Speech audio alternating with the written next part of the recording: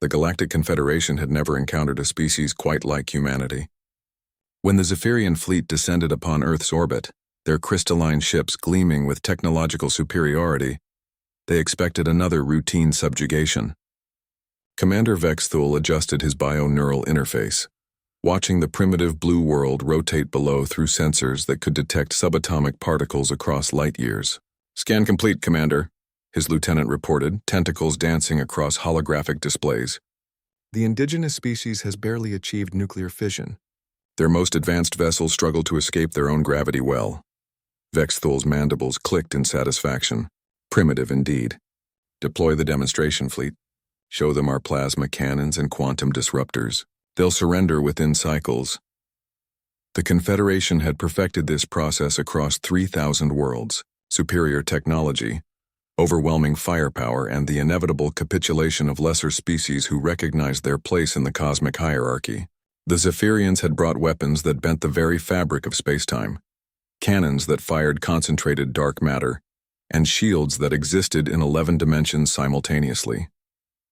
What they hadn't anticipated was receiving a transmission from the surface before they could fire a single shot. "Attention alien vessels," came a calm voice in perfectly translated galactic standard. "This is Admiral Sarah Chen of the United Earth Defense Force. We'd like to invite your commander to observe a demonstration of our defensive capabilities."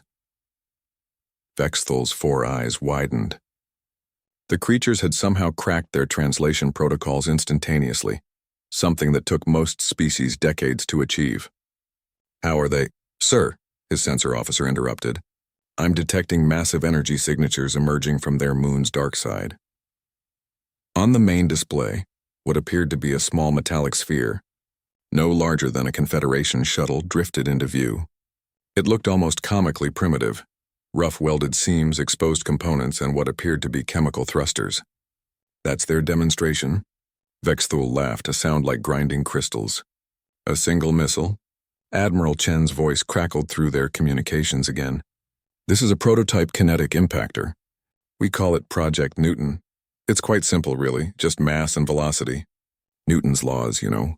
Perhaps you'd like to observe its effectiveness." The primitive sphere suddenly accelerated. Not with the elegant graviton manipulation of Confederation drives, not with exotic matter propulsion, but with a crude, violent chemical burn that somehow achieved impossible speeds. Vexthul watched his sensors struggle to track the projectile as it approached relativistic velocities through what appeared to be a series of staged chemical explosions.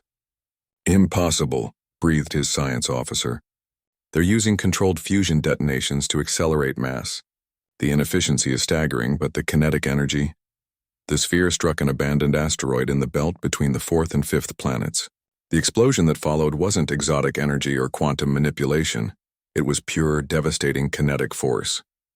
The asteroid simply ceased to exist, vaporized by the transfer of momentum that followed equations any first-year physics student could calculate. Vexthul stared at the expanding cloud of debris. "How much energy did that impact generate?" Approximately the same as our largest plasma cannons, sir, but they achieved it with primitive chemical propulsion and basic mass." Another transmission arrived from Earth.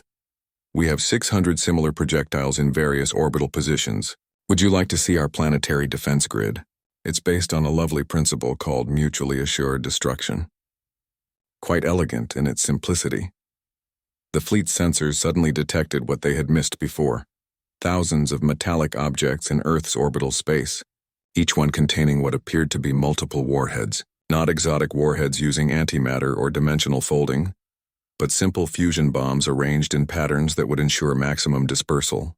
"They've weaponized their entire orbital space," Vexthul's tactical officer reported, his voice trembling. "Sir, they're not using any principles we recognize. Their weapons don't manipulate fundamental forces. They just use them. Crudely, brutally, effectively." The human transmission continued. "We also have some friends who'd like to meet you." From behind Earth's moon emerged vessels that defied Confederation understanding. They weren't sleek crystalline ships or bio-neural constructs. They were angular, brutal things covered in armor plating and bristling with what appeared to be primitive railguns. magnetic acceleration systems that hurled solid projectiles at significant percentages of light speed. "Those ships," his engineer whispered, "they're not built for efficiency or elegance. They're built for war, pure, uncompromising war." More transmissions flooded their channels, not from Earth's governments, but from human vessels throughout their solar system. Each ship announced itself with coordinates and weapon specifications, describing kinetic bombardment capabilities, nuclear arsenals, and something called Kasaba howitzers that used shaped nuclear charges to focus destruction in ways that made even Confederation physicists pause.